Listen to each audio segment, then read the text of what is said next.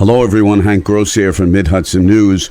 We're talking today on a special report with State Police Trooper Bob Saracelli, who is the recruitment officer for Troop F State Police based in the town of Wallkill. And Troop F covers the whole west side of the Hudson from Rockland to Greene. And then of course Troop K, the other side that we also cover, goes from Westchester to Columbia County.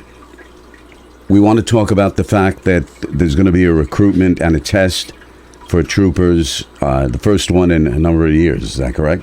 That's correct. And do you remember roughly when the last one was?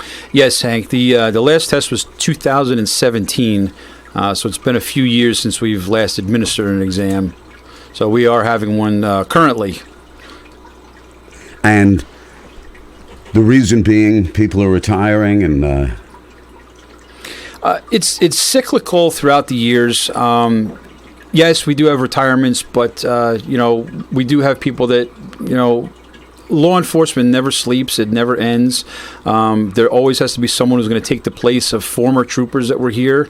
So I like to call it passing the torch. Or passing the baton, as you want to call it.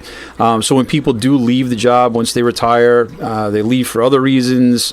And then, yes, we do need to make sure that we fill those ranks and fill them appropriately.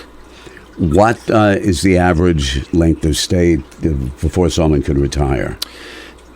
We do offer a 20-year retirement, so that's pretty lucrative, too. There's not too many places out there that offer a 20-year retirement. So 20 years, you do 20 years of service, and you can retire at a very young age if you get on at a very young age, and you can have a second whole career if you like.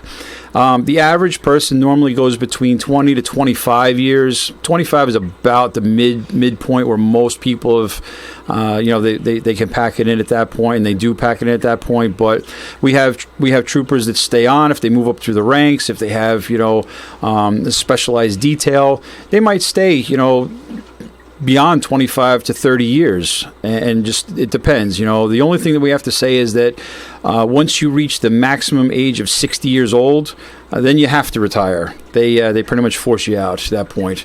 But anywhere from there, if you're lucky enough that you get hired at age 21, you could potentially retire at age 41 and do something else and collect your pension while you do something else. But if you want to stay on longer, you can stay from 21 all the way up to age 60 if you like. And 21 is the minimum age?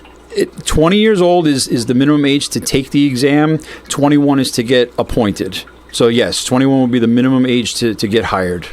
And what are the educational requirements? So in order to sign up and apply to take the exam, the only education requirements you have is a high school diploma or a GED. You need 60 college credits, but that's not until the time of appointment. So you need a high school diploma to apply. When they finally say, you know what, we want to hire you, the academy starts on this date, where the date that you're actually going to be hired as a trooper, as a recruit, as a trooper, that's the day that you have to have your 60 college credits. So it takes a little while between the time you take the exam and the time you walk through the door as a recruit. Most of the time I tell people that, just because you take the test in January doesn't mean you're getting the job in February. Now, 60 credits equates to how many years of college? That's equivalent to a 2-year degree. However, you do not need a 2-year degree. You just need 60 credits. The other part is we don't require any specific type of credits at all. As long as they come from an accredited school, you could have 30 college credits in biology. You could have 30 college credits in political science, and there's your 60, and there you go. You don't need a degree. You just need an equivalent of 60 credits.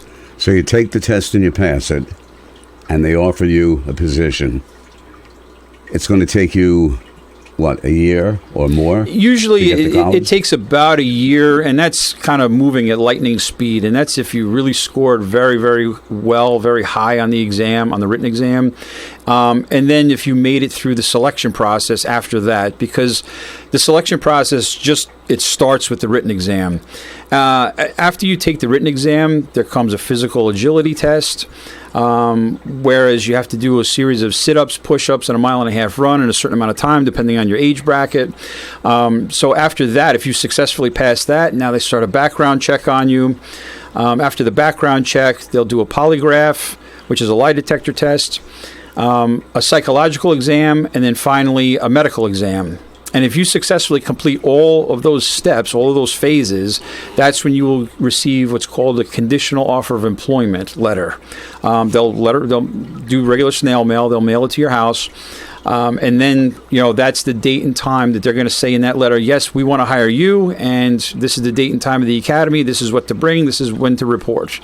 And that's the time that you are actually appointed, is the day you walk in the academy at that time as a recruit. So if you haven't taken your college credits initially, when you apply to take the test, it would be wise to start taking college courses. Absolutely. And you do have some time on that too, Hank. It's even if you don't have the college credits at the time you apply to take the exam, it would behoove you to really focus on getting your college credits up between the time you take the exam and the time you walk through the academy. Now, another factor that I have to throw in there too is that even if you say you score 100 on the exam, you pass the whole background and the physical agility test, and you pass all the phases, you pass through with flying colors, and they say within a year, you know what? Okay, this is the date and time the academy is ready to take you, and you're not quite ready. You can file what's called a deferment, and what that means is that they'll take your name and they'll basically put it on the list, but they'll put it on pause. And they want you to be able to get your college credits up because maybe you're in the military, you're deployed, maybe you don't have your college credits up, maybe you're just about ready, maybe you're going out to grad school at the moment. There's certain things in life that maybe you might want to put on pause for a little bit. You can ask for a deferment. And when you ask for the deferment, like I said, they'll put your name right where it's at. And then when you're ready, they give you a certain time frame, though. But once you're ready to come out of deferment, what it'll do is it'll put your name back on the active list, and they'll draw for that again. And this way you can go through the screening process once again. But it's going to put your name on the list at like one specific spot, and it's going to freeze it there until you're ready. Do you get many people who were in the military who want to join the force?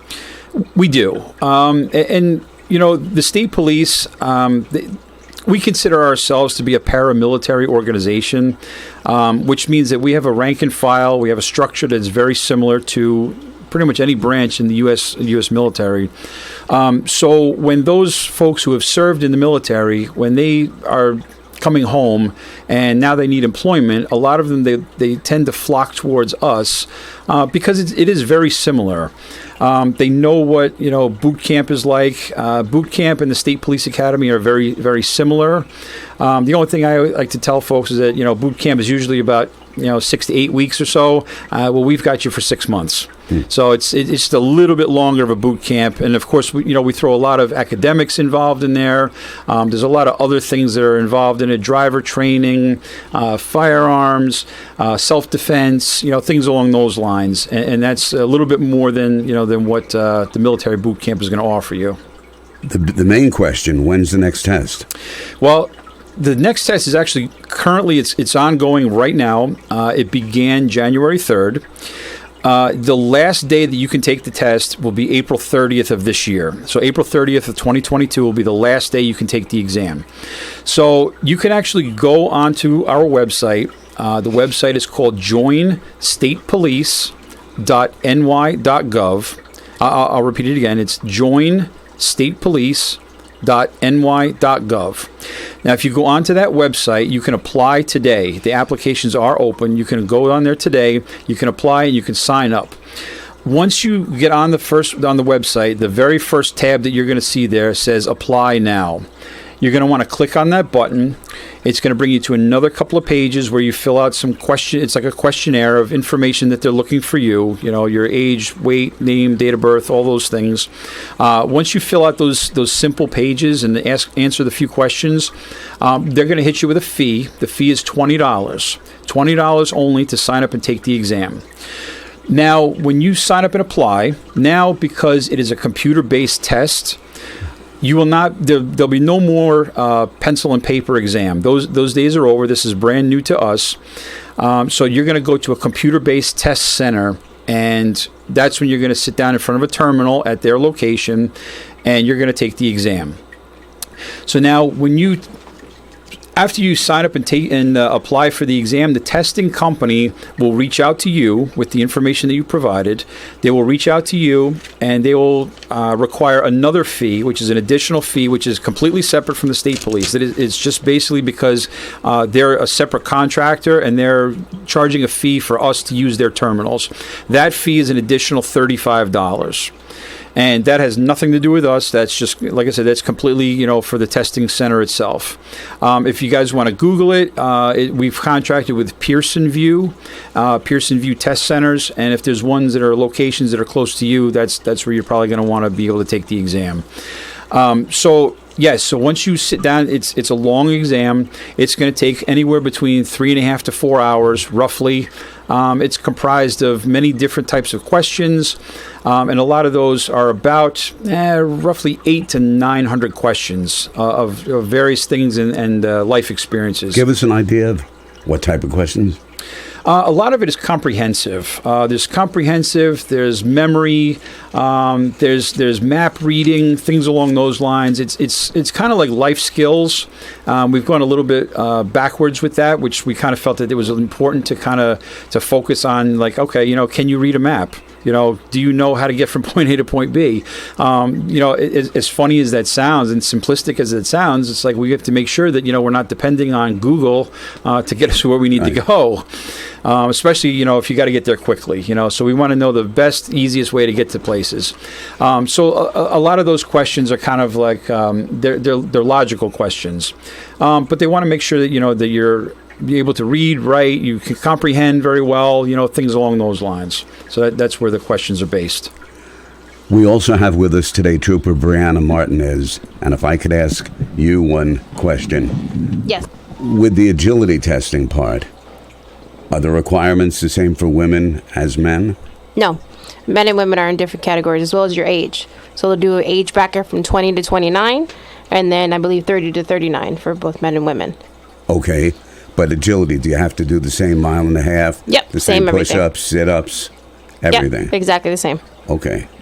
Because you're going to face the same situations as a male counterpart. Exactly. We're playing in the same sandbox. Right. Was it difficult for you? When I first took the test, no. I trained for it. This is what I wanted. And so I make sure that I took multiple different tests and multiple different agencies, and so this was known to me. So I made sure that I trained every day for it. I made sure that I passed everything, because to me it was, embarrassing that this is something that I want and I don't go up there and I pass it. Then what? And you passed it on the first shot? Yes. And how old were you when you took the test? For state police, I took I think it was the 2013 exam. Was the one that I had to take. So I was about maybe 23. Okay. And you're obviously pleased and fulfilled with the job? Yes, love it. Okay. Are you on road patrol? Yes, I am. Okay. And in this day and age where we see so much craziness going on in the world, do you have any issues or problems when you're on road patrol?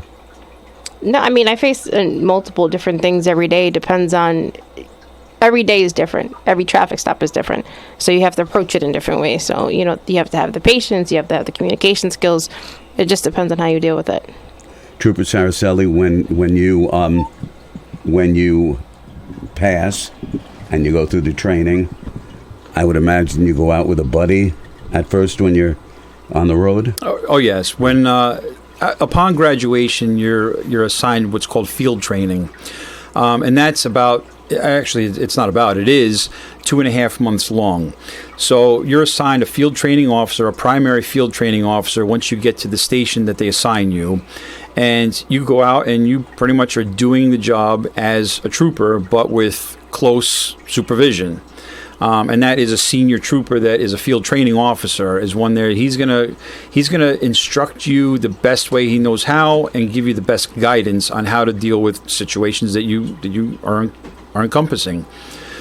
So yes, you're going to go to your first primary field training officer.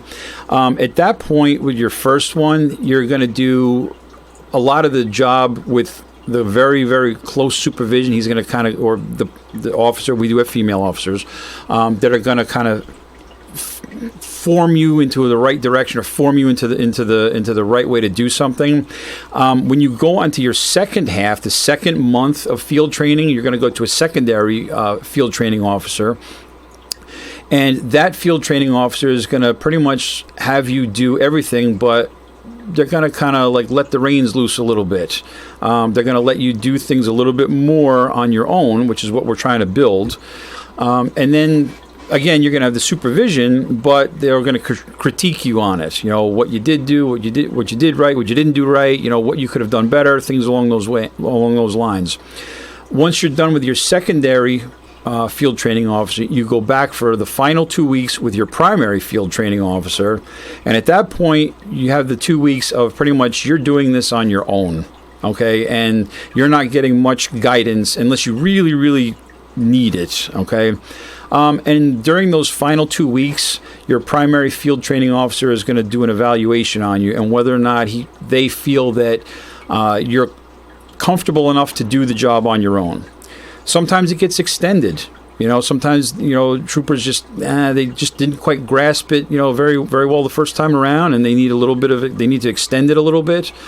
Some of them, it's like they won't shorten it, but you're still going to go through. But some of them grasp it real quick, and okay, you're on your own. Good, you're doing well.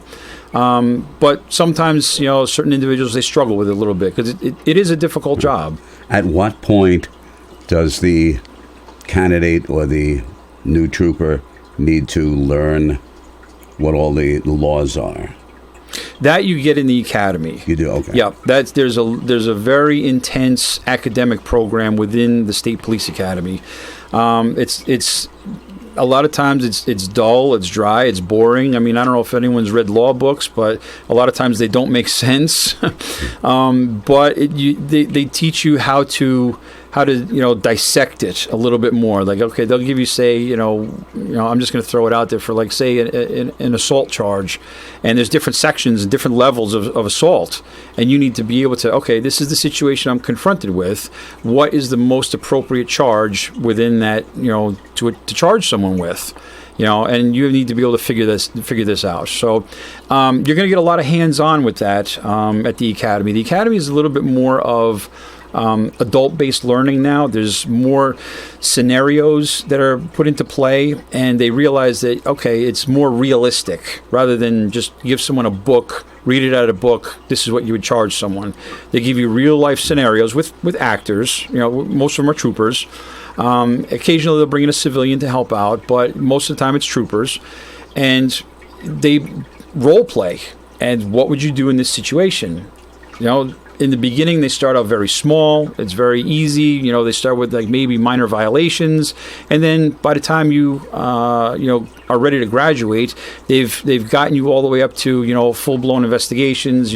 Serious crimes. Murders, rapes, things like that. They kind of give you the idea as to what you have in front of you, and you make the best decision on it. So, April 30th is the last day to take this test. Correct. And people can sign up to take it now, and they take it online. And they take it. It's on a computer. It's not online. So as long as everyone's clear, gotcha. Okay. I know a lot of people confuse that. So I just want to make it a little bit clearer. It is on a computer, but it's not online. So you're not going to be able to sit at home in your living room and sign up and take it. You have to go to the computer test center. Right. The other thing I just wanted to reiterate is that yes, the final day to take the exam is April 30th.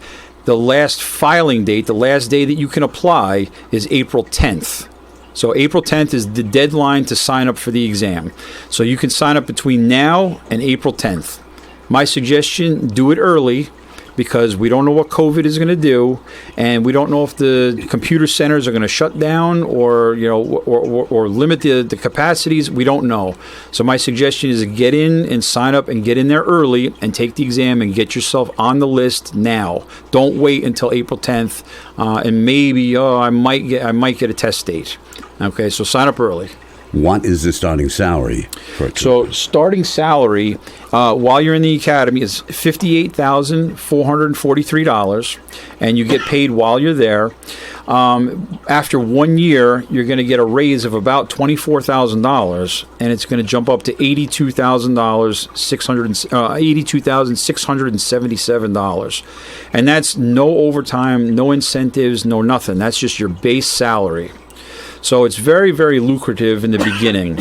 Now, the academy, while you're there, you're going to be, it's a 6-month academy, like I said before.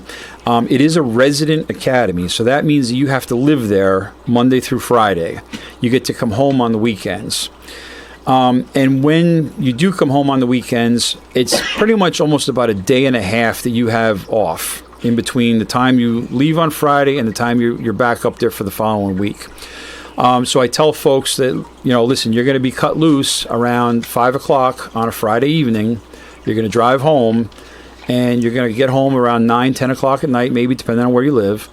And you're going to be exhausted because the week is very exhausting. And the academy is in Albany. The academy is in Albany, and that's where everyone in the entire state goes. Everyone goes through Albany to get trained.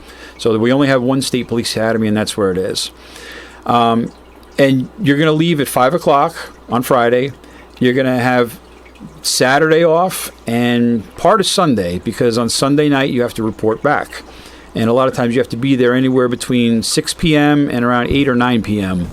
And so you get about a day and a half off to see your family, wash your clothes, do a little bit of studying, because you're going to have to, there's a lot of tests, so you might want to study over the weekend. It's a good idea to study over the weekends and just kind of relax and see your family and stuff like that, and just relax a little bit. But that's what your life is going to be for 6 months. Okay? Well, Trooper Saraselli, thank you very much for coming in. Thank you very much for having me, Hank. And Trooper Brianna Martinez, thank you. Thank you. And best of luck, continued success, and as they say in these days, stay safe.